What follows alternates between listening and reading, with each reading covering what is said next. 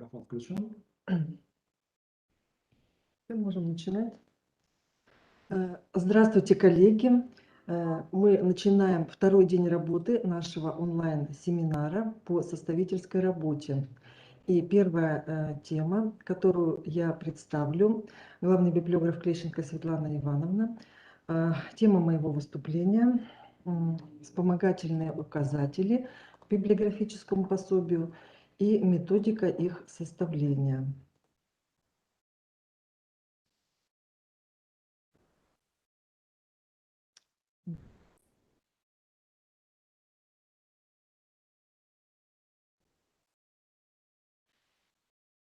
Итак, коллеги, мы начинаем. Вспомогательные указатели создаются к пособию с той целью, чтобы пользователь мог быстро и легко сориентироваться в пособии. Назначение вспомогательных указателей – предоставление пользователю возможности обозреть отраженный документопоток в ином разрезе, чем это обеспечено структурой пособия, с отсылками к соответствующим библиографическим записям. Требования к вспомогательным указателям, к методике их составления изложены в специальном ГОСТе 778/99 издания «Вспомогательные указатели».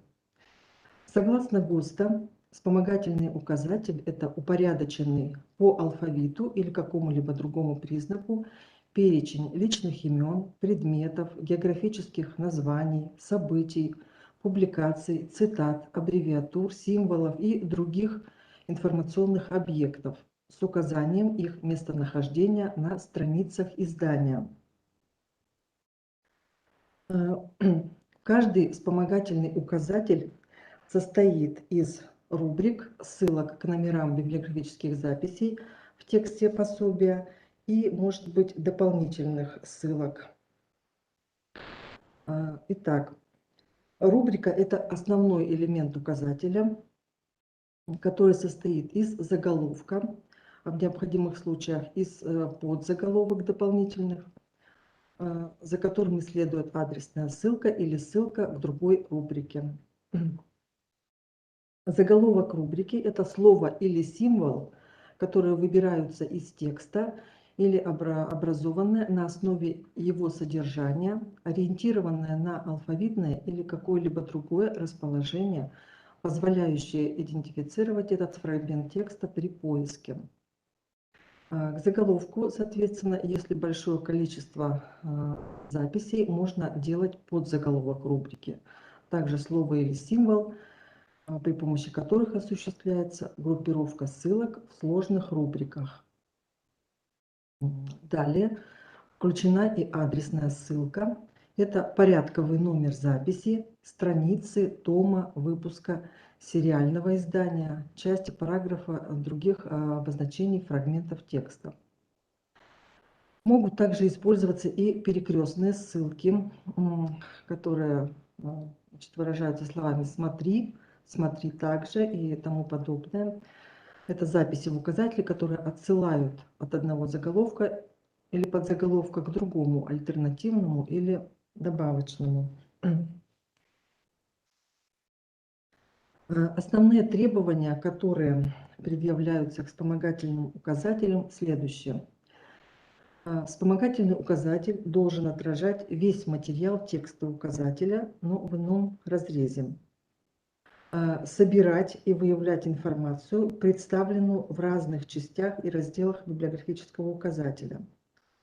Поэтому расположение материала в вспомогательных указателях должно быть отличным от принципа расположения основного текста. Выбор вспомогательных указателей зависит от целевого читательского назначения пособия, его тематики, структуры, объема и содержания отраженных в нем документов. Формулировки рубрик должны быть выбраны с большой научной терминологической точностью в соответствии с понятиями, принятыми в данной отрасли знания. Средние цифры объема вспомогательного указателя могут колебаться от 5 до 25% от общего объема библиографического указателя. При скоплении большого количества номеров библиографических записей под одним заголовком рубрики целесообразнее выделять дополнительные подрубрики. Для облегчения работы со вспомогательными указателями необходимо каждому из них составлять краткий пояснительный текст при вступлении, который будет включать информацию о его содержании, правилах пользования, принципе отсылок к тексту, принятых условных сокращениях. Так, какие же виды вспомогательных указателей выделяются? По содержанию готовятся следующие виды. Это единые комбинированные указатели, которые представляют в алфавитном ряду самые разные виды указателей. Это и имена, и названия произведений, и географические объекты. В общем, все вместе собрано в едином указателе. Ну, конечно, удобнее составлять разные виды указателей, лучше отдельно. Именные указатели, указатели заглавий документов или первых строк произведений и цитат, географические указатели, указатели наименований коллективов, предприятий, учреждений, предметные указатели, указатели формул, символов, таблиц, схем и других обозначений. По структуре можно выделить простые или глухие, обычные традиционные указатели, развернутые или аналитические, аннотированные. По группировке рубрик алфавитные указатели, представляющие рубрики в алфавитной последовательности, хронологические указатели, содержащие перечни событий в хронологической последовательности, нумерационные указатели, содержащие перечни объектов в их числовой последовательности, и систематические, содержащие рубрики в иерархическом порядке. Чаще всего используется алфавитная группировка. Итак, мы сейчас с вами рассмотрим указатели наиболее распространенные, которые чаще всего готовятся составителями. Самым традиционным и распространенным указателем, который готовится практически ко всем библиографическим указателям, это именной. В именном в качестве объектов заголовок рубрик выделяются имена. В него включаются фамилии авторов, составителей, редакторов и других лиц, художников, фотографов, интервьюеров, принимавших участие в создании отраженных в пособии документов. В авторский указатель включаются имена вне зависимости от того, в какой части библиографического описания они находятся. В начале, в конце, в середине, либо имена, упоминаемые в аннотациях. Имена лиц обычно представлены фамилией и инициалами, либо одними инициалами в сокращенной форме, либо личными именами. Ну, давайте рассмотрим, к примеру, виды указателей. Так, вот по структуре. Обычный традиционный именной указатель, так называемый глухой, в котором представлены фамилии авторов, фамилии других лиц, кратко указаны инициалы и, соответственно, ссылка к библиографической записи.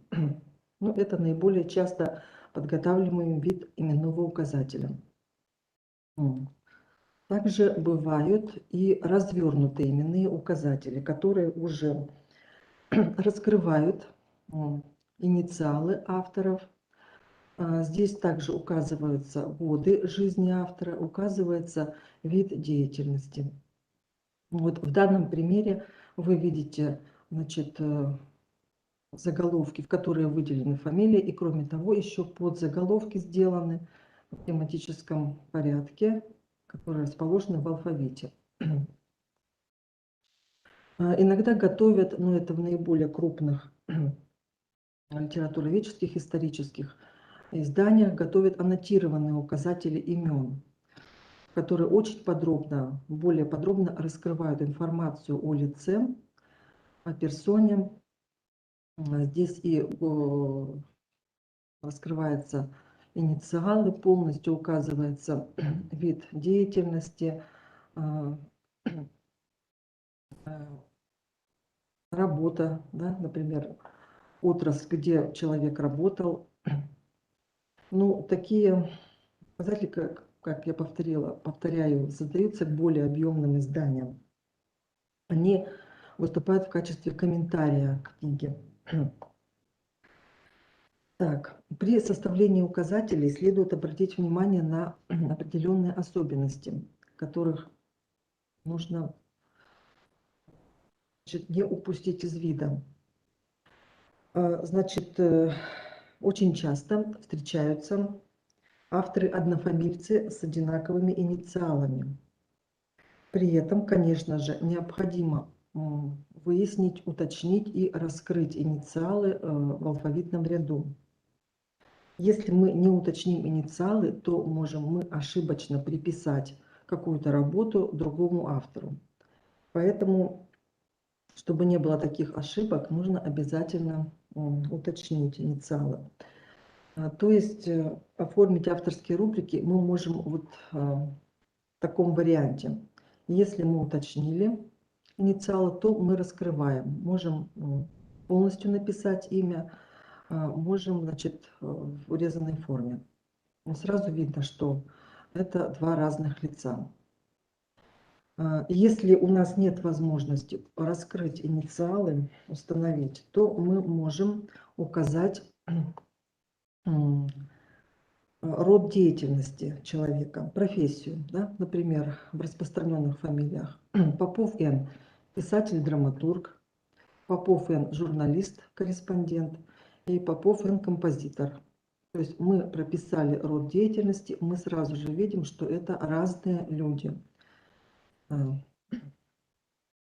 Так, дальше. Если лицо носит двойную фамилию, то приводится следующим образом. Ссылка на номер дается только в одном варианте употребления фамилии. То есть, например, вот Кюри Складовская, да, мы даем отсылку по первому варианту фамилии. А переставив фамилию, то есть от Складовской, мы уже даем отсылку «Смотри, Кюри Складовская».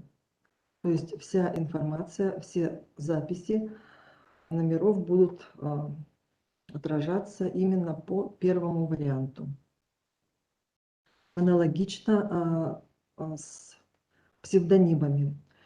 Псевдонимы включаются также в один ряд именного указателя, если они есть в библиографических записях. И, конечно же, от псевдонима идет отсылка к фамилии автора. То есть, например, Жуголь, смотри, Попов, НП. И вся информация, все произведения Попова, НП будут объединяться именно к нему, все номера записей. Так, далее. Поскольку в именном указателе фамилии авторов стоят в одном ряду с фамилиями лиц, принимавших другое участие в издании, ссылка на номера источников содержит пояснение, в качестве кого выступает то или иное лицо. Обычно авторские номера остаются без пояснений, просто цифрами, а другой род деятельности человека указывается в круглых скобках перед номером. Таким образом, если одно лицо выступает в качестве автора одного рода деятельности, то, значит, эти номера отделяются запятой. Если в другая деятельность, то уже следующая отделяется точкой с запятой. Таким образом располагаются номера под одной фамилией.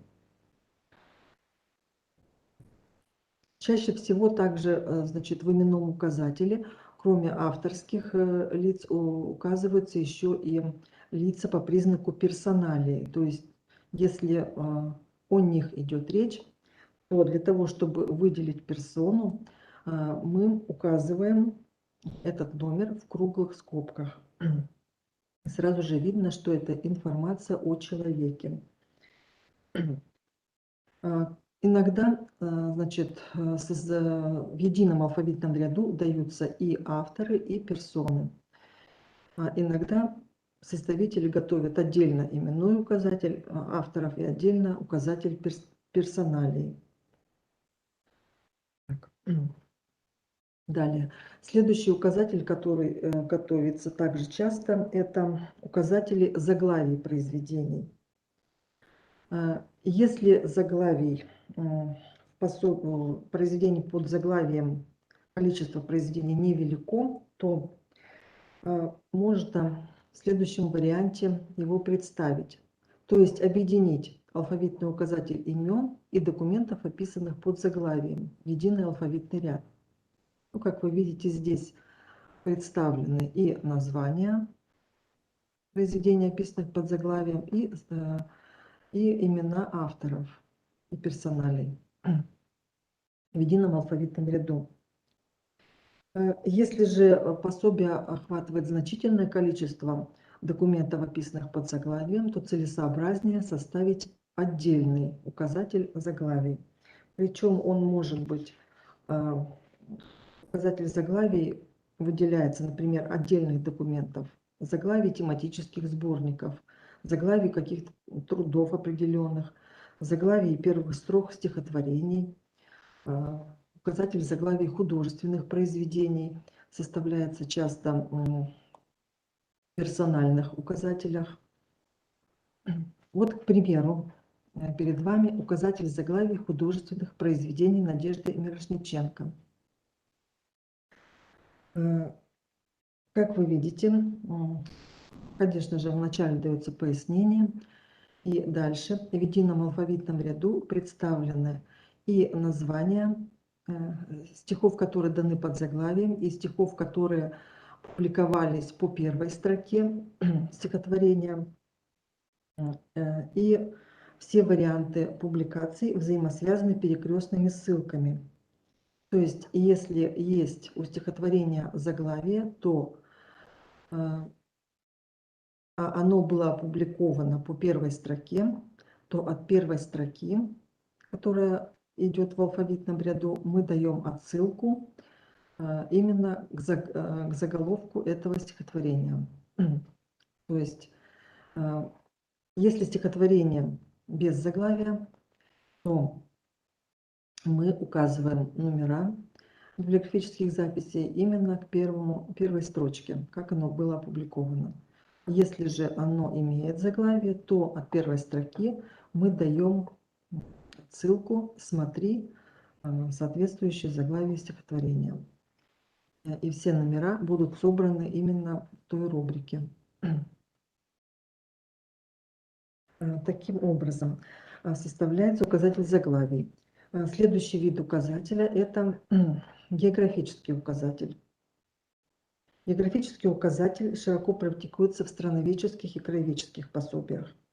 В нем отражаются наименования всех физико-географических и административно-территориальных объектов, упомянутые в описаниях и аннотациях районов, городов, поселков, сел, рек, парков и других объектов.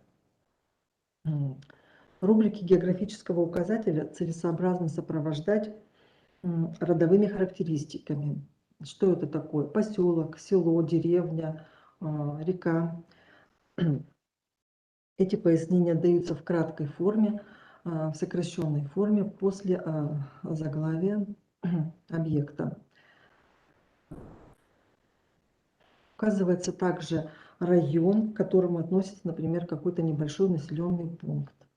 Район можно указывать в круглых скобках, можно указывать через запятую, просто прописывать. В географическом указателе используется система отсылок от старых наименований объектов, населенных пунктов, например, к новым. Если они используются, и то другое название, то в едином алфавитном ряду мы даем оба наименования, и старое, и новое. И от каждого наименования даем перекрестную ссылку.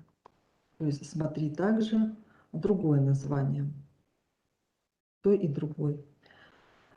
Если такой вариант, что полное наименование населенного пункта, например, Большая Пысса, а кто-то будет искать это населенный пункт по сокращенному названию Пысса, то мы оба этих наименования даем в едином ряду, но к слову Пысса мы к заголовку Пысса мы не даем ссылку на номер, а все ссылки у нас будут под главным заголовком Большая Пысса. Таким образом. Так, ну теперь посмотрим примеры географических указателей. Вот, например, указатели географических названий. Как вы видите, здесь название объекта, далее пояснение, что это такое: город, река, полуостров. И прописано не в круглых скобках, а таким образом: город на Балканском полуострове, полуостров в Греции. Так, далее следующий пример указателя географического вот в таком виде. Основные рубрики даны в алфавитном порядке, и кроме того даются еще подрубрики по темам. Темы тоже представлены в алфавите. Далее. Еще один вид указателя, который готовится, это указатель предприятий, который отражает все учреждения, организации, предприятия, коллективы, выступающие в качестве объекта библиографической информации, а также может включать и коллективы, которые принимали участие в подготовке и выпуске изданий, включенных в пособие. Иногда составители готовят отдельно указатель предприятий и учреждений и указатель издающих организаций. Ну, к примеру указателя. Вот пример. Так. Он может быть построен по образцу именного указателя, то есть в качестве рубрик выступает собственное наименование предприятий с отсылкой к номеру библиографической записи. И еще один вариант – это по примеру предметного указателя. В данном случае наименования предприятия объединяются под типовыми рубриками, которые даны в алфавитном порядке, а внутри уже даются под собственными наименованиями. Подрубрики тоже в алфавитном порядке. Итак, коллеги, мы с вами рассмотрели виды указателей, наиболее часто создаваемые. А теперь мы с вами посмотрим методику составления указателя. Значит, составление вспомогательных указателей начинается после того, когда проставлена полная нумерация, все записи сгруппированы и все пронумеровано. С готового текста полного пособия с проставленной нумерацией создается столько копий, сколько вы будете составлять вспомогательных указателей. Если только именной, то, соответственно, одна копия. Если географический, то еще вторая, и, допустим, указатель предприятий, третья копия. Так, далее мы будем удалять с копий, мы будем удалять все лишние объекты и оставляем только то, что будем выделять в именной указатель. В данном случае это фамилии авторов, фамилии других лиц. Нумерация у нас остается пока с левой стороны, и точно так же номер мы переносим на другую сторону. Авторские работы остаются номера без пояснений. Если лицо в другом качестве, то, соответственно, мы приписываем в круглых скобках, кто этот человек. Редактор, там, переводчик, составитель. Далее мы выстраиваем все в единый ряд. Формируем единый ряд. Далее этот ряд мы строим в алфавитном порядке. Соответственно, объединяем работы одного автора в единую рубрику, все через запятую. Далее проверяем, чтобы все соответствовало. И было указано, если человек выступает в другом качестве, чтобы все было отмечено в круглых скобках перед номером. Так, когда построен алфавитный ряд, то, соответственно, мы начинаем уже оформление именного указателя. И вначале мы даем предисловие, в котором объясняем, что включает этот именной указатель, имена кого. Если мы кого-то не включаем, тоже какие имена отмечаем, указываем, как даны отсылки, авторские работы без пояснения. Если лицо в другом качестве, то пояснение перед номером. И номера, относящиеся к фамилиям по признаку персоналии, в круглых скобках. Это тоже отмечаем. Далее мы даем принятые условные сокращения. И выстраиваем наш именной указатель.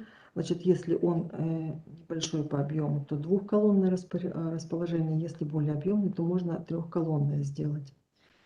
И последняя операция, это обязательно мы должны провести сверку. Сверку от записи в именном указателе к основным библиографическим записям в пособии. Чтобы все совпадало. Так, коллеги, я заканчиваю свое выступление. Спасибо за внимание. Список литературы прилагаю и передаю слово для дальнейшего выступающего заведующей библиографическим отделом Нестеровой Нине Александровне.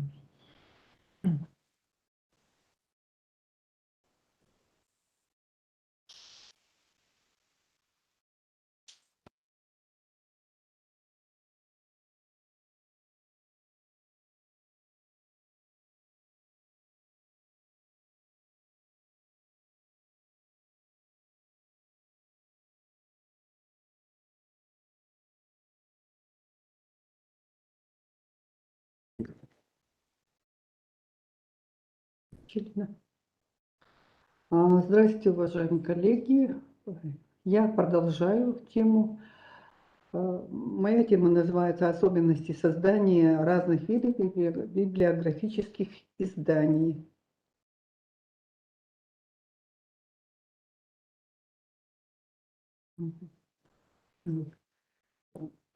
Вы все библиотекари, библиографы активно занимаетесь составительской деятельностью.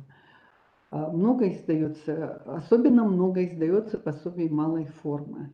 Но на центральной библиотеке возложена функция формирования системы краеведческих библиографических пособий района, которая включает все разновидности, не только малая форма, но особенно базовыми являются, конечно, это указатели о территориях и календари знаменательных дат. Но это не значит, что надо издавать только это. Конечно, у нас по территориям сейчас почти не издается. По территориям я имею в виду района.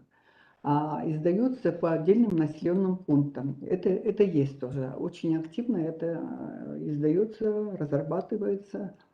Хотя есть там очень много тоже проблем. И, может быть, следует. Вот поэтому мы решили еще раз на этом акцентировать внимание. Так и очень много, наверное, и новых сотрудников, которые тоже бы хотели этим заниматься, потому что эту функцию из библиотек никто не снимал, соответственно, мы в дальнейшем будем заниматься этой деятельностью. И кроме того, еще у нас очень много уже модельных библиотек открылось. У них хорошая техническая оснащенность, как и в центральных библиотеках тоже. И поэтому это все позволяет профессионально создавать широкий спектр пособий самых разнообразных видов и жанров в печатных и электронных форматах. Анализируя эти подобные издания, мы, конечно, видим, что проблемы существуют. Очень активно, не только в последнее время, уже давно занимаются все библиотеки библиографией. Вот на методике составления биобиблиографических справочников и персональных указателей, на существенных различиях между ними мы остановимся в первую очередь.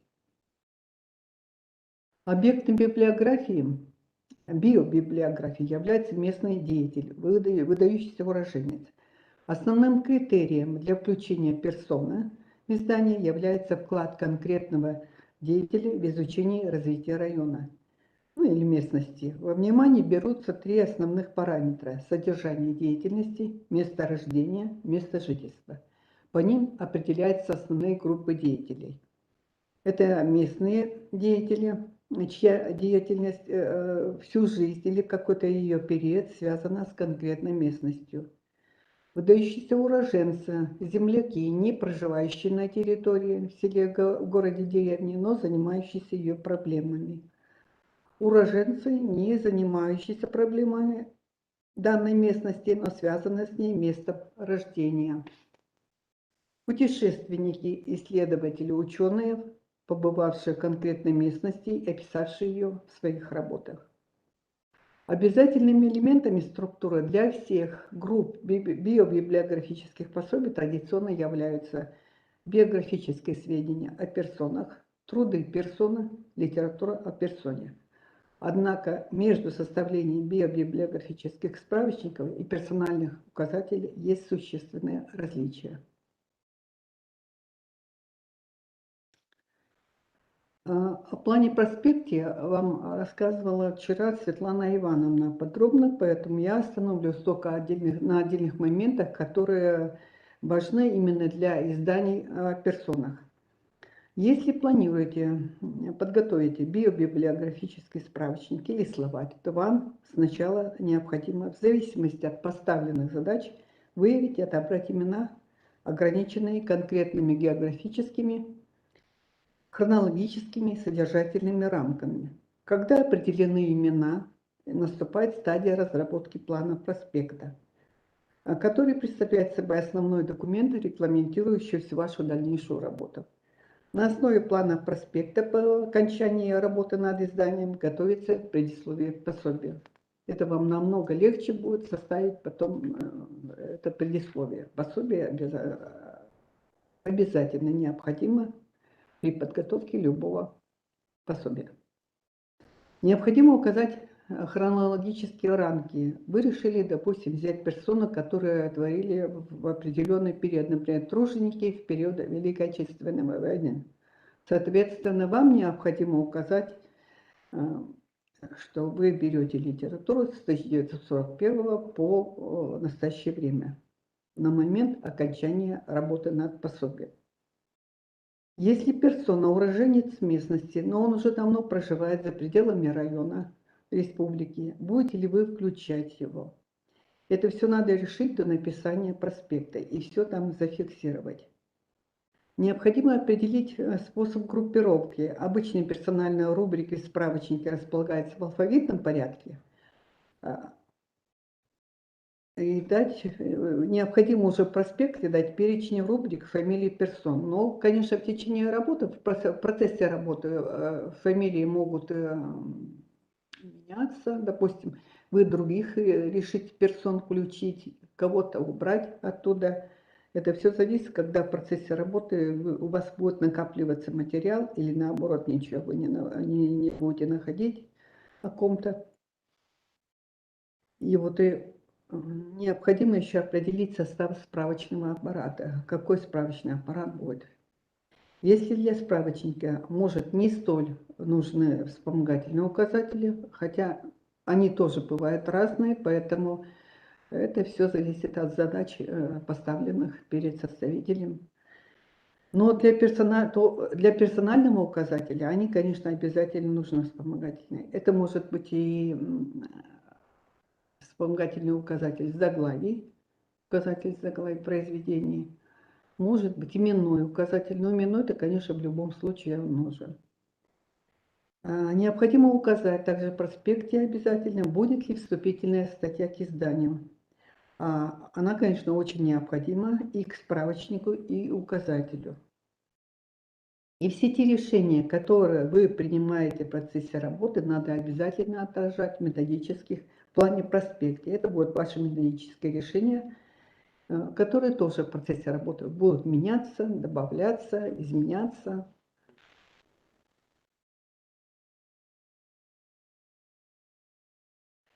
После того, как проспект готов, вы начинаете выявлять и отбирать литературу. Любая серьезная библиографическая работа требует привлечения фондов многих или нескольких книгохранилищ. В действительности чаще всего составитель ограничивается только собственными фондами.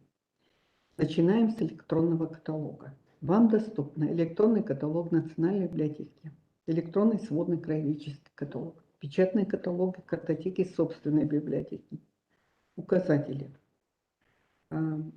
Конечно, указателей может быть у вас ограниченное количество, хотя все наши указатели, я думаю, есть. Но любой указатель можно сказать через межбиблиотечный абонемент нашей библиотеки. Если персона международного или российского значения, допустим, Петерим, Сорокин, Жаков, необходимо будет обращение к электронным каталогам и коллекциям РГБ, РНБ, президентской, исторической и других библиотек. Но мало найти источник, надо еще и просмотреть девизу. Не следует полагаться на описание, созданное другими. У вас своя задача, я уже вчера говорила на лекции, что для каждой составительской работы стоит своя задача, соответственно, описание будет разное. Ну, конечно, в соответствии с ГОСТом. Если литература отсутствует в фонде вашей библиотеки, то это не значит, что ее не надо включать. Существует, как вы знаете, много полнотекстовых ресурсов, доступных в интернете. Национальная электронная библиотека Республики Коми и другие краеведческие ресурсы, о которых рассказала Елена Елена вчера. Не забываем также о различных сборниках, справочниках, в которых могут быть публикации произведений вашей персоны или информация о них. Если это классик типа Ивана Торопова, Василия Юхнина, Геннадия Юшкова, то о них информация может быть и в российских справочных изданиях, литературной энциклопедии, Большой советской энциклопедии, в российской энциклопедии и других. Включение подобных источников говорит о значимости данной персоны не только для нашего региона, но и для России. Не забываем также просматривать энциклопедию Республики Коми, энциклопедию Сыктывкар и другие издания справочные, возможно, имеющие информацию о персоне.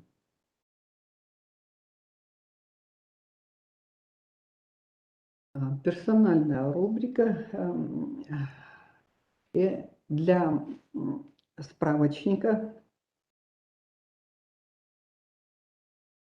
Что она включает? Фотографию персоны, как вы знаете все, без нее как? Ну, если, конечно, нет фотографии, допустим, не сохранилась фотография, если персона проживала в XIX веке, допустим, у нас в писателях Коми есть такие персоны, которые включены, но вот нет, не сохранились фотографии, не смогли найти. Словарная статья. Она включает даты и место рождения, смерти, происхождения, сведения об учебе, службе, специальность, занимает должности, общая характеристика творчества. И вот эта информация должна приведена в определенном порядке и последовательности. И в каждой словарной статье вот эти сведения должны быть как-то даны таким образом, чтобы ну вот все эти сведения. Если что-то не удалось выяснить, то, конечно, вы опускаете, но все равно вот максимум таких сведений в каждой статье должно быть. Список произведений трудов и список литературы о жизни и творчестве.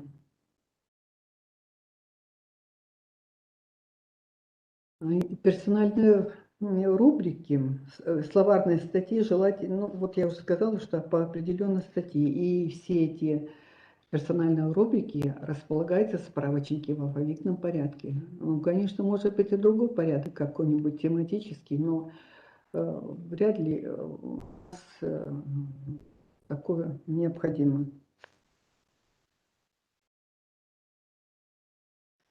Так, что включаем в справочники? Словари. Я просто тут это пишу и словари, и справочники, потому что они практически примерно одинаковые, и ГОСТ там не дает никакой дифференциации, поэтому кто как назовет. Мы, писатели Коми, допустим, назвали словарем, хотя там очень большая статья словарная и библиография. В справочниках может быть как покороче вся эта информация, может быть и наоборот в словарях. В общем, по-разному везде. Так, что включаем в словари, справочники? Отдельные издания обязательно, публикации в сборниках тоже включаем. Журнальные газетные материалы включаем выборочно. Электронные ресурсы, аудио, видеозаписи тоже выборочно включаем. Библиографию не включаем. Можно не включать, конечно, это ваше право. Можете включать переводы, сделанные персоной. Работы, в которых персона является составителем или редактором. Но это не обязательно. Включается оригинальное произведение. Именно персона. И не следует указывать фамилию в произведениях. Видите, вот как здесь повтор, потому что и так понятно, если это персональный указатель, если даже не персональный, а справочник, не надо повторять его фамилию, потому что рубрика уже посвящена ему, это видно, что это его произведение. Это, кстати, отмечают рецензенты и эксперты, которые проводят, оценивают конкурсные работы, допустим, на РБА. Вы все знаете, что существует раз в 2 года проводится конкурс библиографических работ, ну и других изданий РНБ и РБА. И вот они это считают, что это лишнее. Что включаем персональные указатели? Так как персональный указатель посвящен одному лицу, поэтому мы вправе включить туда отдельные издания, публикации в сборниках, журнальные газетные материалы максимально. Что есть у него, какие публикации в этих изданиях, что есть о нем тоже, не опубликованные материалы. Может, вам придется обнаружить какие-то материалы, может быть, личных архивов вы получите от персоны, может быть, найдете еще где-то в музеях, там в архивах, на радио, телевидении, может быть, электронные ресурсы, ну и все аудио, переводы, кстати, если в случае справочников можете не включать, то сюда, конечно, тоже необходимо включить переводы, сделанные им. Работы, в которых персона является составителем или редактором, тоже вполне тут уместно.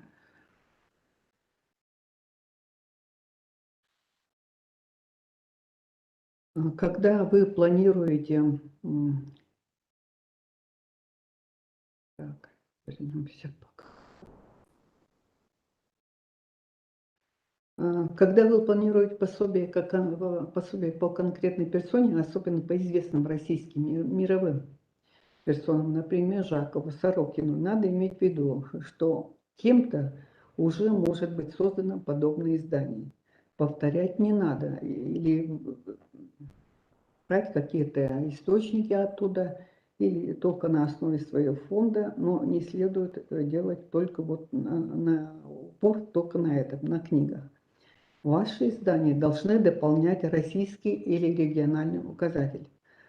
Вообще российские указатели не включаются, а в издании НБРК, ну, наше издание включается только выборочные газетные материалы.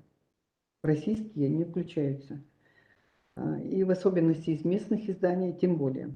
Ваши издания, публикации из местных изданий должны включаться максимально полно. Они представляют особую ценность, мало известны за пределами региона. Особенно это касается о связях известных персон с конкретной местностью, о местной теме в их жизни и деятельности. Примером могут служить многочисленные указатели, изданные в регионах к 200-летнему юбилею Пушкина. Пушкиниана создается всей России. За свою короткую жизнь он побывал во многих местах России, в Поволжье, в Крыму, на Кавказе, на Урале. И многие регионы находились в связи с предками поэта. Соответственно, вот каждый регион считал нужным внести свою лепту в это дело. Ну, вот и нам бы так тоже надо, и по Сорокину, и по Жакову, Василию Налимову, математике, философ, Николаю Дьяконову, Вячеславу Малышеву, который являлся народным комиссаром танковой промышленности, уроженец Усть-Сосольска, Василию Ильичу Лыткину, Журавскому, исследователю Печорского края. Этот список можно продолжать и дальше. Но если запланирован вами указатель по персоне разрабатывается впервые, допустим, о Викторе Непалкове Усть-Кулом сделал, то тематический охват материала для персонального указателя вытекает из основной задачи издания – учесть все опубликованные и неопубликованные труды и литературу о нем, без каких-либо территориальных, тематических, языковых ограничений. Хронологический охват материала определяется годом первой публикации. Это, кстати, необходимо найти первую публикацию. Выясняется, каким образом вы просто вычитываете публикации о нем, и где-то все равно может пройти такая информация о первой публикации его. Ну и хронологический охват должен включать год подготовки библиографического указателя, начиная от первой публикации, значит, и года издания вашего пособия. Поэтому при подготовке персонального указателя обязательным становится использование максимального круга источников. Необходимо представить полный перечень всех опубликованных текстов писателя, что особенно важно, когда еще нет полного собрания сочинений. Надо знать все псевдонимы писателя и выявить произведения, ими подписанные. Надо разыскать публикации записей устных выступлений, произведения, написанные в соавторстве. Широко привлекаются материалы архива, в том числе личных и музеев. Интерес для исследователей, конечно, представляют все прижизненные публикации персоны. Если персона уже нет, ну вот это важно для исследователя, что было при жизни опубликовано. Материалы о персоне можно выявить и по электронным каталогам крупнейших библиотек. Можно обратиться за информацией в регионы, с которыми у персоны возникали биографические или творческие связи. Допустим, Михаил Истомин, литератор, краевед, родился в Ижме, служил в Архангельской губернии, изучал ижемское наречие, быт и нравы ижемцев. Ограниченность объекта библиографирования одной персоны делает реальным включение всех видов документов, печатных, неопубликованных, электронных. Газетный материал, как я уже сказала, включается максимально полно, в особенности из местных изданий.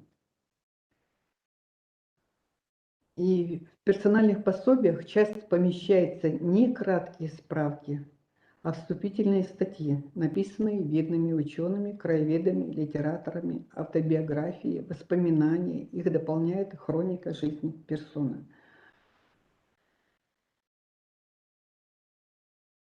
Способ группировки работ персоны, материала о нем зависит от его количества и состава. В персональных пособиях работы деятелей группируются по видам изданий, жанра публикаций, по тематическому принципу. Группировка по тематическому принципу удобна в том случае, когда в творчестве или деятельности персоны сложилось несколько легко различимых тематических направлений. Он является, допустим, языковедом, поэтом, педагогом, писателем и общественным деятелем. Ну, конечно, тематический принцип у нас как-то это не сильно практикуется, поэтому, наверное, все-таки по произведениям, по видам изданий. Внутри каждого раздела литература дается в прямой хронологии публикации. Это значит более старые, сначала давно изданные, а потом уже посвежее, которые тех случаях, когда число публикаций персона не слишком велико, они могут выстраиваться в единой хронологии, не разделяя их уже по отдельным видам изданий. Лицензии. Ну, кстати, вот это, если это способ группировки изданий автора, персоны, вот вы видите, что тут есть стяжки, и если к изданиям Бутырева можно и поэтические произведения, и прозу отнести, и публицистику, и внутри еще поэтических произведений есть отдельные издания. Вот это все должно быть по оглавлению, это должно быть видно. Литература о жизни и творчестве точно так же. Но у каждой персоны будет своя, соответственно, свое содержание, оглавление, в зависимости от того, чем занимался человек, личность.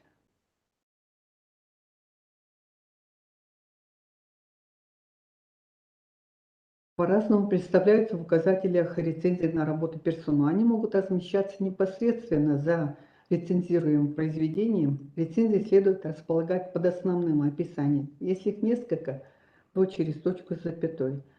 Они должны приводиться меньшим по размеру кеглем, курсивом. Сформированная таким образом библиографическая запись отражает внимание специалистов литературоведов, критиков к данному произведению, его изученности. Например, вот в данном случае произведение Рочева «Минурей» и ниже рецензия, две рецензии, которые были опубликованы, вот источники тут указаны. Возможно выделение рецензий в самостоятельный раздел, если их много, допустим, вполне можно выделить отдельным разделом, дать литература об отдельных произведениях и сборниках. И название произведения выносится вперед жирным шрифтом, а далее уже располагаются рецензии, которые были подготовлены к конкретному произведению и перечислены в соответствии там, с хронологией, с прямой хронологией.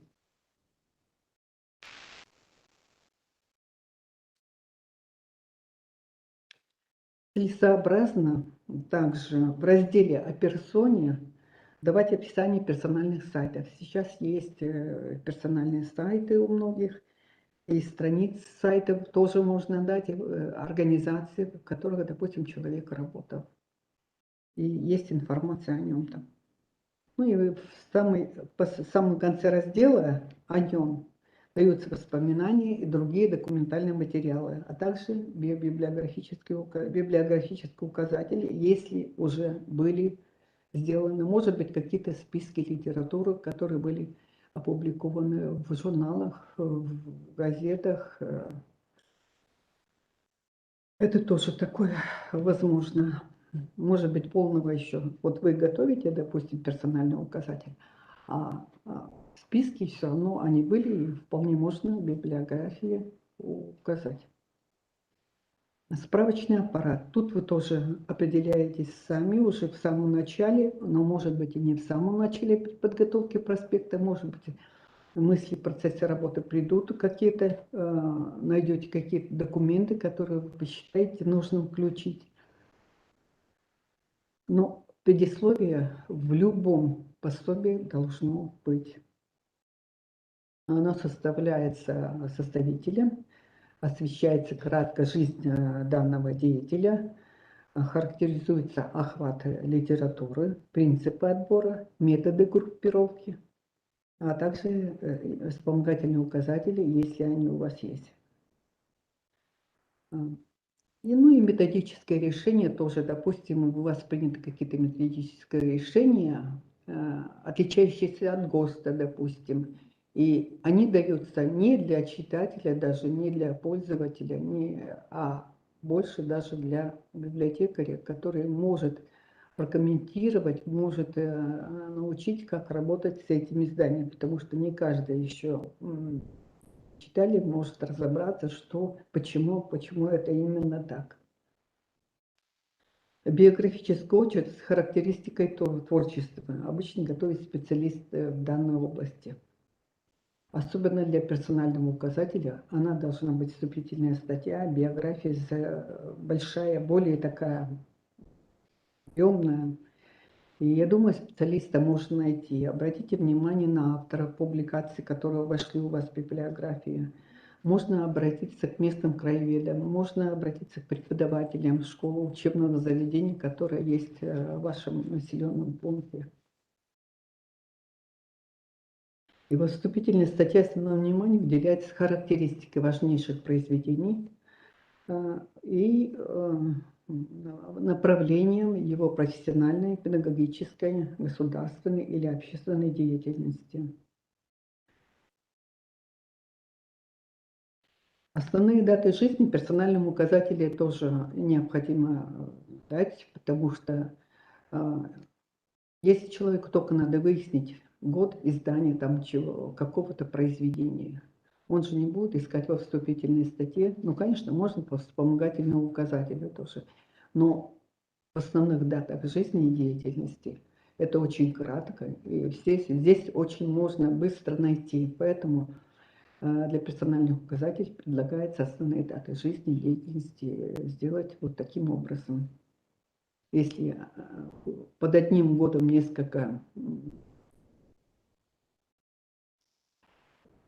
моментов, которые необходимо отразить, вот, допустим, вот 73-77, но это один год редактор журнала, являлся редактором журнала, а в 74-м издан такой-то журнал, и в этом же году он получил вторую премию под одним годом. Год второй раз повторять не надо, просто надо их отделить немножко интервалом и дать эту информацию. Что касается именного указателя, об этом тоже Светлана Ивановна все рассказала, но вот как вы видите, вот таким образом это должно быть дано, потому что это видно будет, кто о нем писал, кто участвовал в создании каких-то ресурсов, каких-то изданий персональных, они все имели какое-то отношение к нему, поэтому именной указатель нужен. Какие ошибки могут быть в указателе? Допустим, неравномерно раскрываются инициалы. Балацкая, Надежда Балацкая, вы все, наверное, ее знаете уже. Она с Российской национальной библиотеки. Она все время говорила на своих лекциях, что обязательно нужно два инициала указывать, потому что не всегда понятно, допустим, ладно, тут разные фамилии, которые не часто, может быть, это встречаются, не такие распространенные. Но если у нас очень много Поповых, Попов С, может быть, это разные люди, поэтому всегда надо обязательно указывать второй инициал. Конечно, можно и раскрывать. Если вы раскрываете полностью, значит, все фамилии и инициалы нужно, не фамилия, а инициалы уже, все надо раскрывать. Если что-то раскрываете, а что-то не раскрываете, это будет уже ошибкой. Ну, конечно, что-то можно и не выяснить. Вот мы над писателями коми работаем, и то тоже пытаемся тоже выяснить, особенно 50-х годов, 40-х годов, очень тут нужно определить, кто есть кто. Поэтому мы оставляем фамилию с одним инициалом, но это в редких случаях. Стараемся все-таки второй инициал выяснить. Но если вы в именном указателе, вот здесь указано, кто есть, профессия, но мы, как правило, не указываем. Мы указываем, кем является человек, указанный указанный в источнике. Допустим, это то ли составитель, ну, функция при создании ресурса, издания. То ли это составитель, то ли это фотограф, то ли это редактор. Но можно его таким образом, если это в зависимости от того, какое у вас издание будет. Поэтому вот это имейте в виду тоже.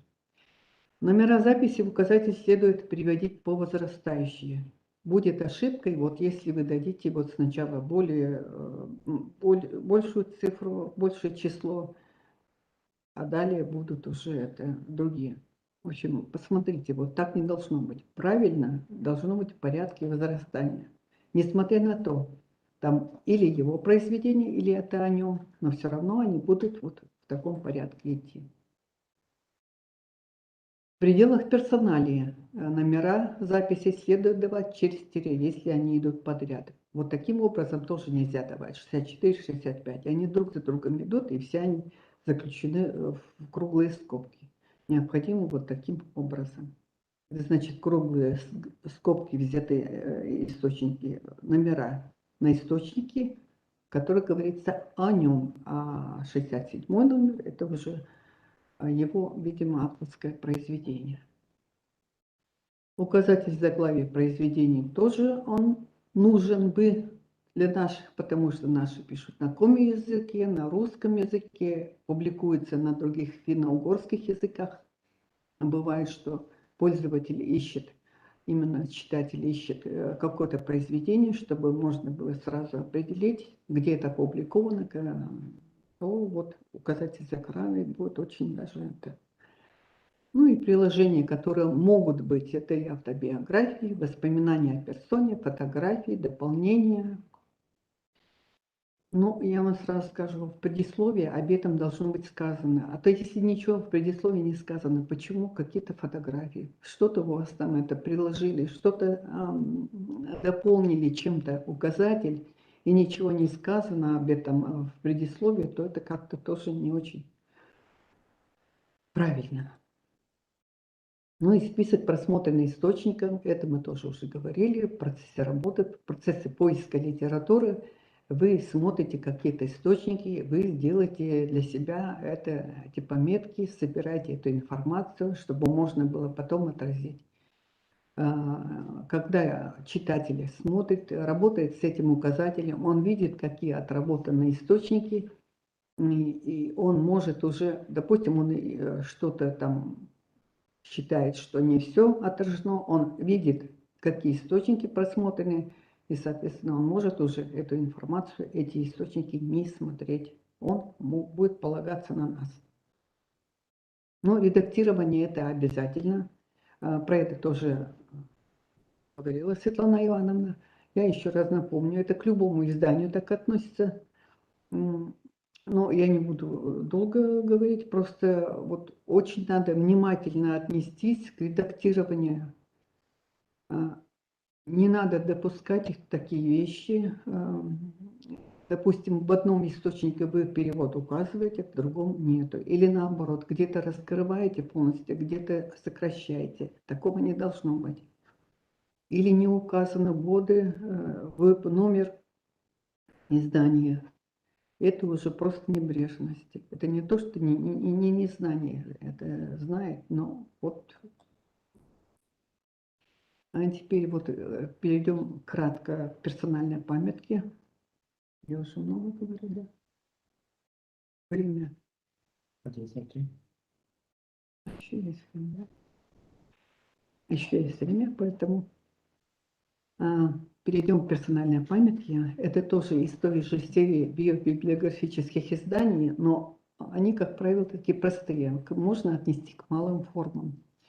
Как правило, персональные памятки делают у нас в филиалах, в библиотеках муниципальных, в которых 1-2 человека работает. Конечно, и может быть не осилить указатель, хотя если совместно с центральной библиотекой, все это возможно. Персональная памятка тоже из того же состоит, из тех же практически элементов. Предисловие обязательно должно, фотография должна быть. Краткая биографическая справка, обзор важнейших произведений с их краткой характеристикой, список основных изданий и публикаций, краткий список литературы о жизни, творчестве и тексты произведений. Вполне можно приложить, ну небольшие, понятно, что там больше, наверное, поэтические, вы же не сможете там роман поместить. Можно какие-то для иллюстрации фрагменты произведений. Еще хочу по персональной сказать.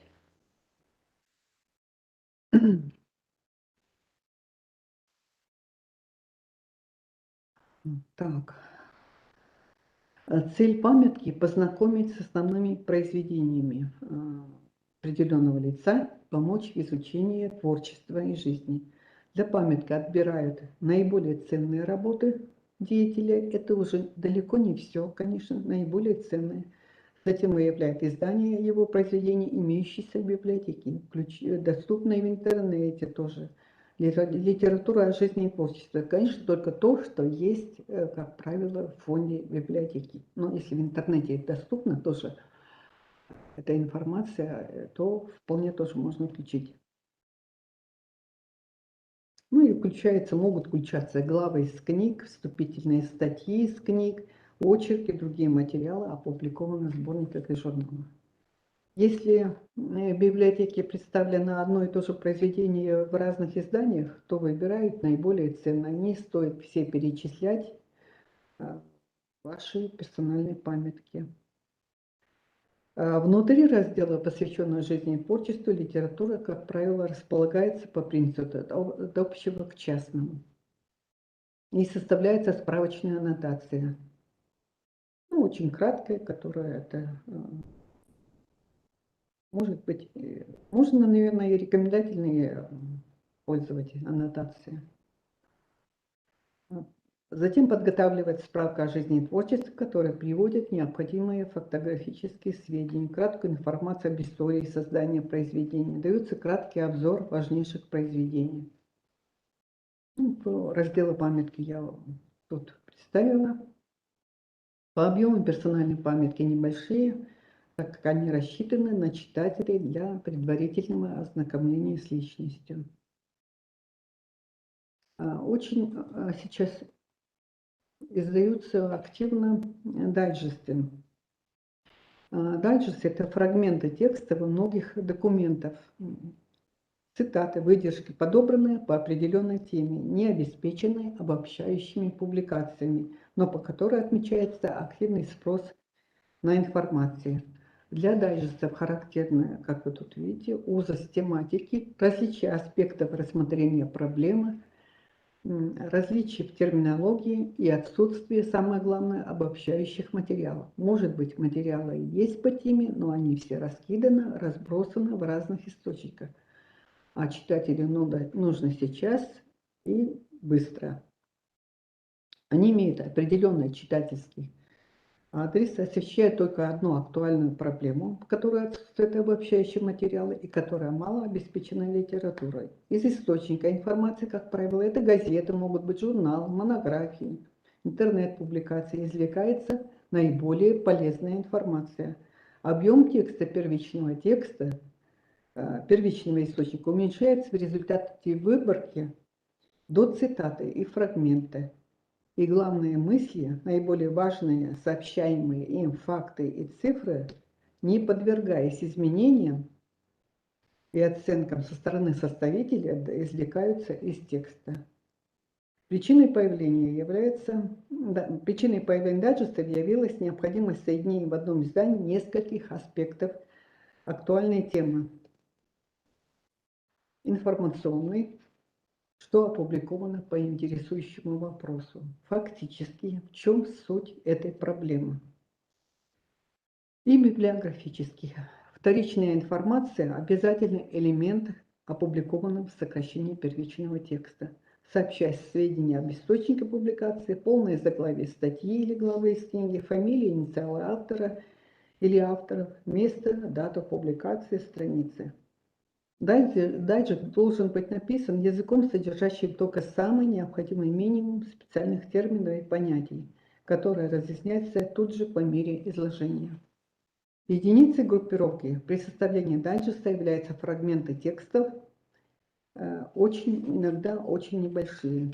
Чтобы не нарушать авторское право, необходимо руководствоваться статьей Гражданского кодекса «Свободное использование произведений в информационных, научных, учебных и культурных целях», где сказано, что допускается без согласия автора цитирование в оригинале и в переводе в научных, информационных, учебных целях, в целях раскрытия творческого замысла, автора правомерно обнародованных произведений в объеме, оправданном целью цитирования, включая воспроизведение отрывков из газетных журнальных статей в форме обзора печати.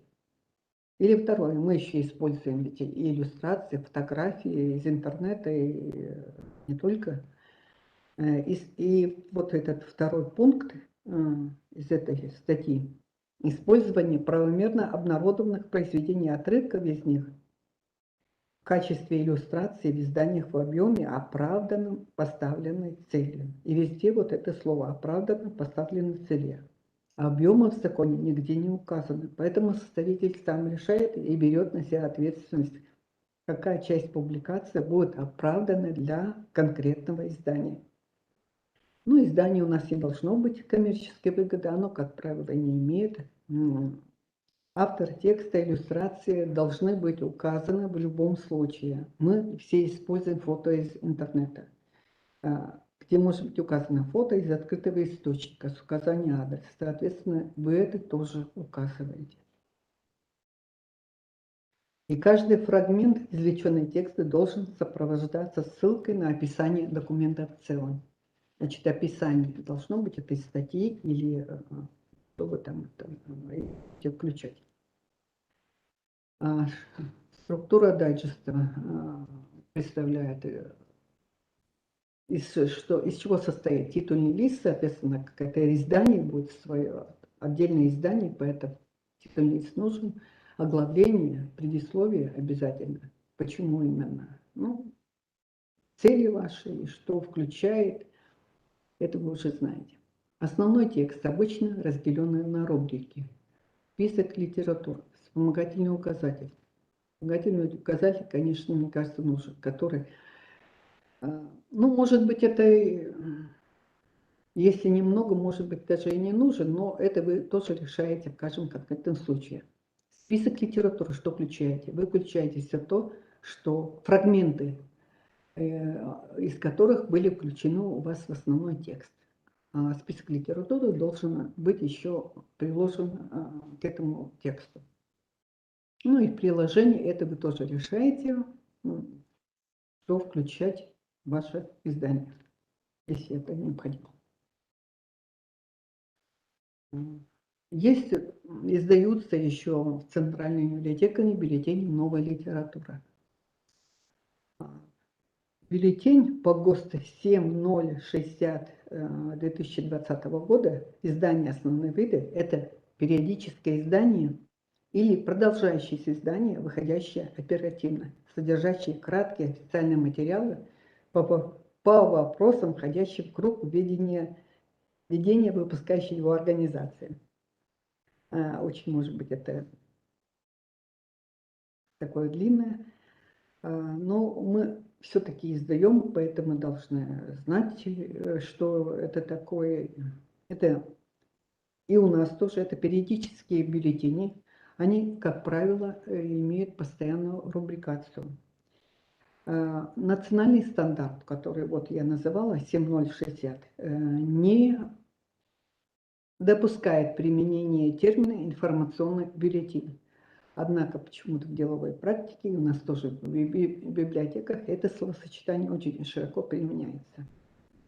Бюллетень новых поступлений – это вид текущего библиографического пособия, регулярно информирующих читателей о новых документах, поступивших в библиотеку. Одна из форм массового библиографического информирования. Хотя вроде как и все новинки у нас отражены в электронном каталоге, но почему-то мы, может быть, допускаем, что они не всегда могут найти эту информацию, новинки. И, соответственно, для них вроде как это в помощь читателям, пользователям. Пускаем списки литературы или бюллетеней. До 2020 года практически каждая, мы смотрели отчеты ваши, и до 2020 года вот практически каждая центральная библиотека издавала бюллетень или список новых поступлений. Но это, я не говорю, что это плохо, может быть, это очень хорошо, даже и надо. Некоторые библиотеки поставляют шифр книги, индекс классификационной схемы. Но это, мне кажется, не некоторые, а все должны это, в общем-то, шифры и индекс, что это гораздо легче потом найти, не надо уже обращаться к каталогу, можно сразу по нему определить и количество, и где, есть ли книга, и шифры, и где найти. И... Одно из важнейших требований, предъявляемых к бюллетеням, это оперативных изданий сведений к минимуму информационного интервала, времени от поступления в библиотеку, от поступления литературы в библиотеку до отражения в очередном номере бюллетеня. Оптимальный вариант, конечно, это ежемесячное издание бюллетеней с информационным интервалом, не превышающим 1,5 месяца. Ну, мне кажется, это только самый идеальный вариант. Но надо стремиться к этому. В связи с недостаточным финансированием библиотека получает ограниченное количество документов, как вы это все знаете, поэтому в универсальные бюллетени необходимо включать сведения о всех видах литературы, о художественной, учебной, научно-популярной. Описание может быть кратким, то есть достаточно привести краткое библиографическое описание, о чем я говорила вчера. Ну, конечно, вы можете это описание взять из каталога. Понятно, что так и делается, наверное, но можно там минимум информации оставить, чтобы только можно было идентифицировать документы. Продолжающаяся нумерация облегчает использование справочно-поискового аппарата. Я очень надеюсь, что у вас вспомогательный аппарат в конце года все-таки разрабатывается ко всем изданиям, ко всем выпускам бюллетеня. И тем самым повышаем эффективность их использования. Бюллетень обязательно должен снабжаться кратким предисловием, в котором разъясняется цель издания, ну и как издается, когда издается, регулярно или периодичность вы должны указать в предисловии.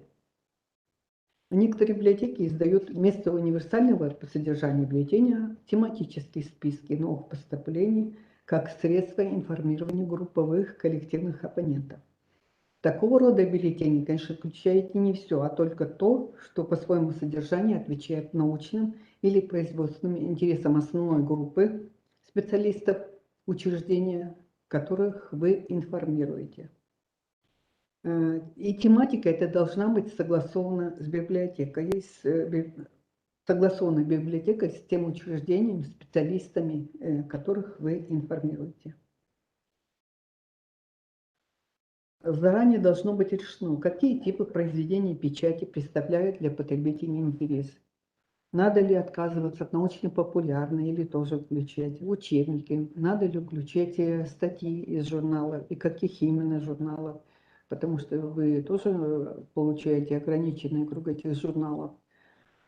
Принципы отбора должны быть понятны читателю, поэтому каждый выпуск следует снабдить, вот я уже сказала, каждый выпуск следует снабдить кратким предисловием. Но если, конечно, там ничего не меняется, может быть и достаточно только указать в первом выпуске. Если широта тематики позволяет группировать произведения под отдельными рубриками, каждый из разделов будет включать небольшое число произведений, расположенных в алфавитной последовательности. Если же узость тематики не дает возможности так расположить отобранный материал, то порядок расположения может быть от работы общего характера, публикациям по более частным вопросам. Неплохо было бы включать в бюллетень сведения о книгах, получаемых не только ЦБС, но и другими библиотеками, находящимися на территории района. Это может быть учебная библиотека, но не обязательно все, а какие-то редкие издания, которые к ним попали, а у вас, допустим, нет этого издания. И вполне можно было бы тоже включить. У меня на этом все. Сейчас еще вот здесь список литературы представлен по изданиям. Как вы знаете, я думаю, что вы знаете, таких изданий нет по составлению пособий. Поэтому то, что тут представлено, и старое есть издание, но выжимки, оттуда можно взять что-то, можно какую-то информацию, какие-то рекомендации по составительской деятельности отсюда все-таки взять. Ну, некоторые там повторяются, но я думаю, что это вполне это можно. Так, спасибо за внимание, на этом я заканчиваю, но вы не уходите, у нас еще календарь знаменательных памятных дат есть. Этим тоже занимается половина нашей библиотеки, если даже не больше. Поэтому я сейчас хочу передать слово Вере Николаевне Казариновой, главному библиотекарю отдела краеведческой и национальной литературы нашей библиотеки. Она давно этим занимается, создает календарь знаменательных памятных дат Республики Коми, очень большой опыт, и, соответственно, она может рассказать больше и осветить этот вопрос со всех сторон. Спасибо. Но вы потом не уходите, я еще после нее еще пару слов скажу. Спасибо большое.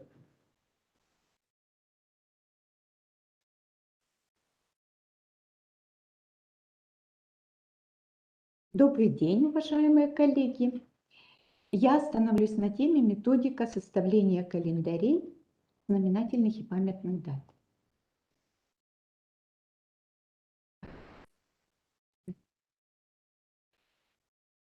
Начнем с определения, что календарь знаменательных и памятных дат – это рекомендательное библиографическое пособие, содержащее перечень дат на определенный период времени, посвященный значимым событиям в истории, общественно-политической, экономической, научной и культурной жизни края, выдающимся личностям, внесшим вклад в развитие региона. Календарь адресован специалистам в области науки, образования, культуры, оказывает неоценимую помощь в работе краеведов, студентов, учащихся и всех интересующихся историей и современной жизнью региона. Календари служат также удобным напоминанием текущей даты, дня недели, праздничного события. На рынке календари представлены в огромном ассортименте. Чтобы познакомиться с разновидностями календарей и посмотреть их основные форматы, можно пройти по ссылке, которую вы видите на экране. Интересно здесь посмотреть, поэтому это уже сами самостоятельно посмотрите. Вот такие календари, которые можно вам взять для своего формата. Национальная библиотека готовит календари по типу вечные календари, в которых факты и события выстроены в годовом круговороте от января к декабрю, независимо от года. Они позволяют выбирать даты и события помесячно, и его охотно используют работники средств массовой информации, учителя, библиотекари. Вот на экране вы видите первый опыт создания календарей нашей библиотеки. Это было 60-е, 70-е годы. Тогда в Коми-книжном издательстве было издано типографским способом 4 выпуска календарей памятных дат Коми АССР с 66 по 70-е годы. Были они небольшого формата, в твердом переплете. Редакционная коллегия состояла из 6 человек, а сотрудник отдела краеведения составлял библиографию. Ну вот с 70 по 85 год, получается, в течение 15 лет у нас был большой перерыв, скажем так, и выпускать календари вновь Национальная библиотека возобновила только в 1985 году. И они выходили под названиями «Основные знаменательные краеведческие даты», «Основные памятные даты Коми АССР», «Календарь знаменательных и памятных дат Коми АССР». И, наконец, вот они сейчас выходят под названием «Календарь знаменательных и памятных дат Республики Коми». Соединение в одном издании фактографической и библиографической информации, разносторонность содержания, регулярность выхода в свет, многообразие и новизна материалов делают их ценными источниками краеведческих сведений. имеют широкие возможности популяризации краеведческой литературы. Давайте посмотрим этапы подготовки календаря. Первое – это выявление юбилейных дат для общего перечня календаря на определенный промежуток времени. Далее идем. Второй этап – формирование фактографической базы данных в карточном или в электронном виде. Отбор основных юбилейных дат для календаря. Следующие этапы – это установление достоверности представленных дат, отбор библиографии к датам, подготовка справочного аппарата к календарю, подготовка предисловия, подготовка приложений и, наконец, оформление издания. При отборе дат основными источниками являются картотека знаменательных дат, печатные источники и интернет-ресурсы. Картотека знаменательных дат ведется в нашем отделе уже очень давно, и там она содержит более 5000 записей, ну и регулярно она, конечно, пополняется. Вот. А печатные источники обязательно бы смотреть, чтобы выявлять даты. Это энциклопедии, словари, справочные издания, хроники событий, сборники документов, путеводители по фондам архивов и музеев и различных учреждений и организаций, научные и учебные издания о крае, сборники биографических очерков. Ну и в дополнение к данному изданию также рекомендуем использовать библиографический указатель «Литература о Республике Коми» и календари за прошлые годы.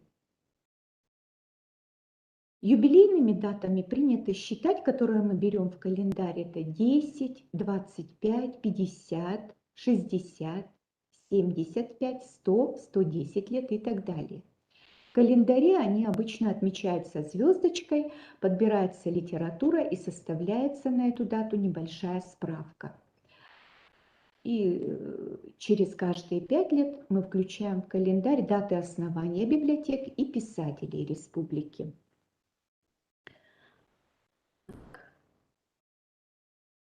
По совету специалистов юбилейными датами принято считать...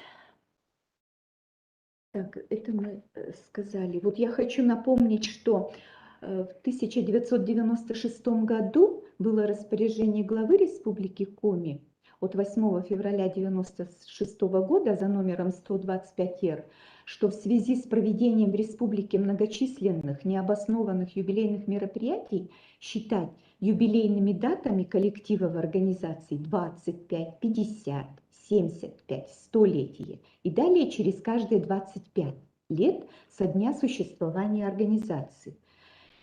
И юбилейными датами отдельных лиц считать 50 лет, 60, 70 и далее каждые 5 лет со дня рождения. Ну и официально установленные даты, конечно, включаем в календарь мы ежегодно. Это Международный день родного языка, День коми письменности, Международный день коренных народов мира, День Республики Коми, Дни родственных финно-угорских народов и День памяти жертв политических репрессий. Значит, и еще, подходя к подбору дат, выбираем такие основные критерии.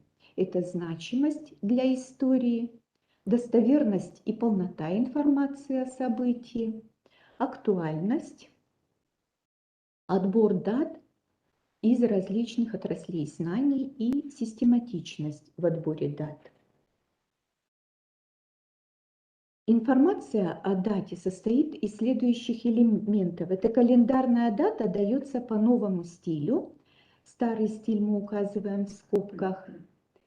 И при переводе даты на новый стиль можно также воспользоваться конвертером дат онлайн. Для этого можно воспользоваться ссылкой, которую вы видите на экране. Вот он так выглядит, конвертер дат. Григорианского и Юлианского календарей онлайн.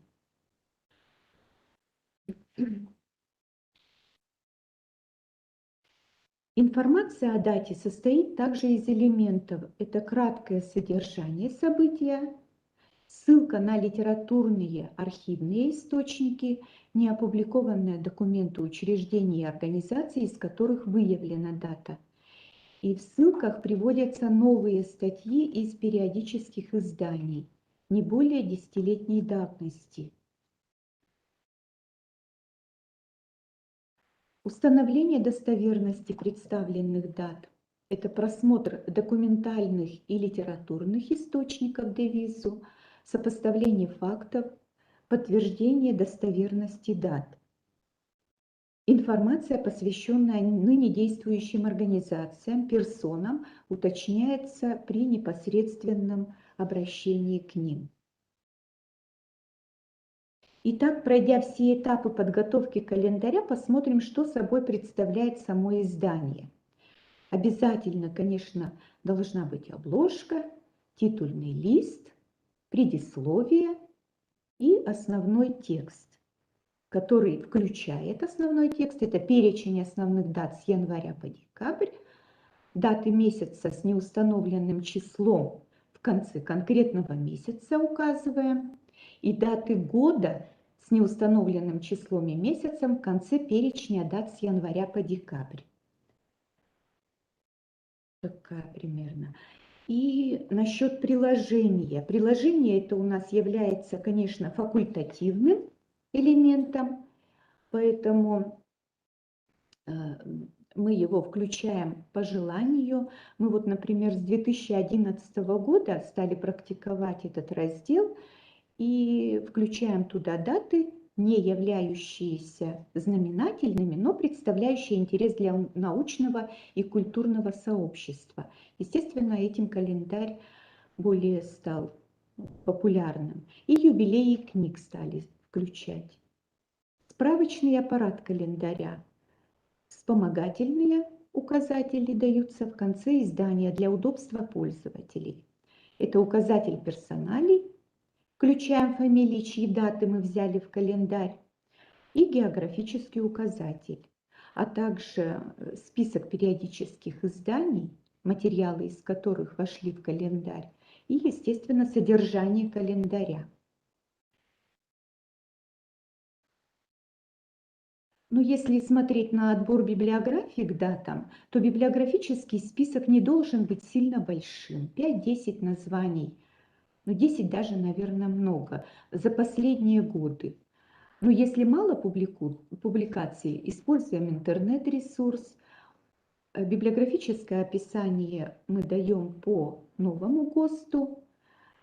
И материал в списках располагаем в обратной хронологии от нового издания к более ранним публикациям. Сначала отдельные издания, затем статьи.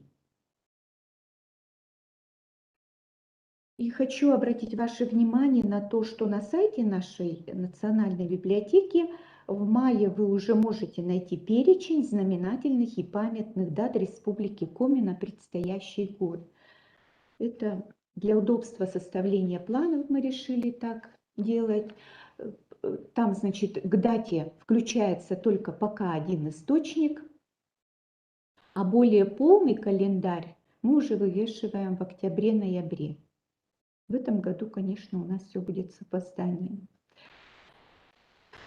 Добавлю также, что с 2005 года в календарь мы стали включать фотографии. И буквально за последние 2 года по рекомендации Надежды Михайловны Балацкой под каждой датой стали указывать источники их выявления, а также основные труды персоналей, которые мы берем в календарь. Надежда Михайловна также отмечает, что размещая календарь на сайте, нужно сделать к источникам активные ссылки. Ну и в заключение выступления хотела порекомендовать посмотреть опыт работы Карелии и Омского Прииртышья. Ростов-на-Дону хорошо календари делает. Так, далее,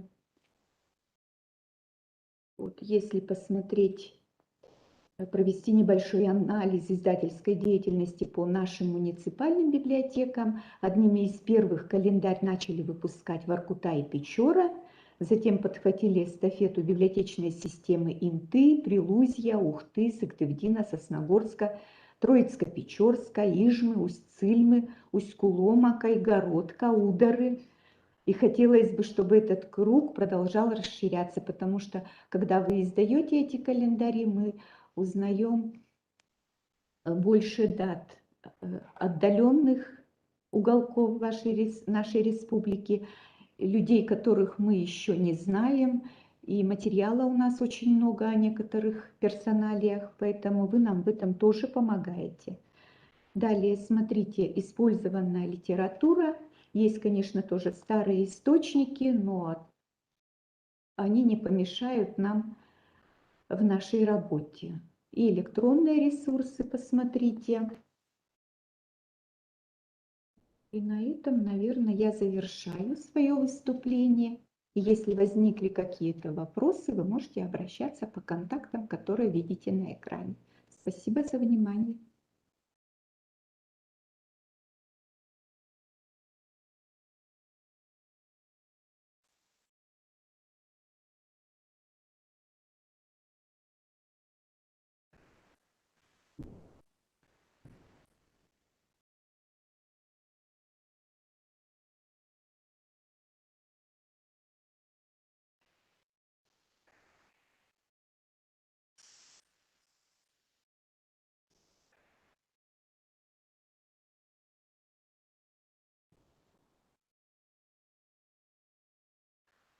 Так, всё. Пока в рабочее слово идет.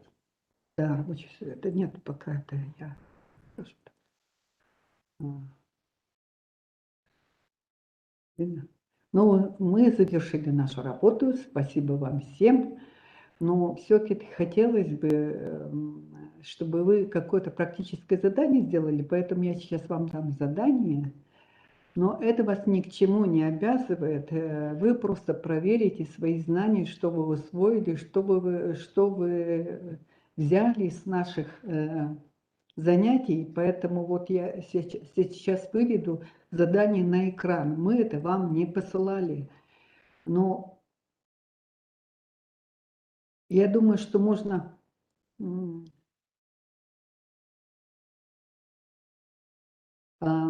сфотографировать, я думаю, да? Разослать? Я просто не знаю, кому рассылать. Я не знаю просто, кто смотрел, кто подключился, поэтому вот можно сфотографировать это. Если надо будет, я отправлю. Но обратитесь ко мне вот по этому адресу, и я вам отправлю практическое задание. Это надо сделать до 15 ноября. Я вам всем рецензии напишу на ваши работы. Если там какие-то проблемы, я покажу, напишу. Поэтому я считаю, что это надо, и вам будет хорошо, и мы увидим, что какие проблемы существуют, и на что следует обратить внимание на следующих наших семинарах. Я думаю, на будущий год мы семинар проведем уже не в онлайне, а все-таки это живем, вы приедете, и там гораздо... Тема уже там, кстати, указана на будущий год. Конечно, все может измениться еще. В связи с этой ситуацией еще, может быть, и тоже не будет. Но я вас прошу все-таки это сделать. И кроме того, еще информационное письмо, которое вам отправляли о семинаре, там же была приложена анкета. Вы эти анкеты после учебы всегда выполняете, заполняете. И очень хотелось бы, чтобы вы заполнили эту анкету и прислали мне или Марине Николаевне Пахолковой, вот по тому адресу, который она присылала информационное письмо. Как хотите, можете на мой адрес отправить. Спасибо всем большое. Сейчас вам это отправить. Сейчас вам отправят, да? Как В это чате будет выглядеть? продублирована информация с слайда. Можете скопировать Они могут скопировать, да? с чата, да. Вот вы можете сейчас скопировать эту информацию, которая на экране, и сохранить себе, чтобы не надо было фотографировать. Все? Да? Мгм. Все?